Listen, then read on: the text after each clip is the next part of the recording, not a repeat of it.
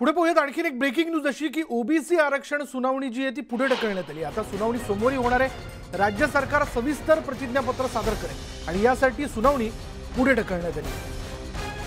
आता क्षणाची महत्त्वाची बातमी आपण बघतोय। ओबीसी आरक्षण सुनावणी जी ती पुढे ढकलण्यात आली। आता सुनावणी सोमवारी होणार आहे। राज्य सरकार आता याविषयी सविस्तर प्रतिज्ञापत्र लवकरच न्यायालयासमोर सादर करणार आहे आणि यासाठी सुनावणी पुढे ढकलण्यात आली आहे।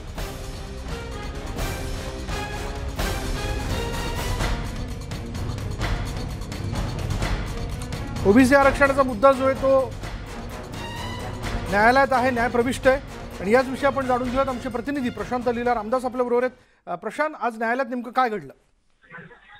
विशाल, सुप्रीम कोर्टामध्ये जी सुनावणी झाली आणि यामध्ये जर बघितलं आपण तर या सुनावणीच्या दरम्यान राज्य सरकारने सविस्तर प्रतिज्ञापत्र सादर करण्याकरता मुदत मागितली। त्याच्या आधारावरती ही सुनावणी आता पुढे सोमवारपर्यंत ढकलण्यात आलेली आहे। आपल्याला माहित असेल की ही सुनावणी आज सुप्रीम कोर्टात निश्चित करण्यात आली। कोर्ट क्रमांक 3 मध्ये जस्टिस खानविलकर यांच्या कोर्टापुढे ही सुनावणी होणार होती, ज्यामध्ये स्पष्ट करण्यात आलं होतं की राज्य सरकारने ज्या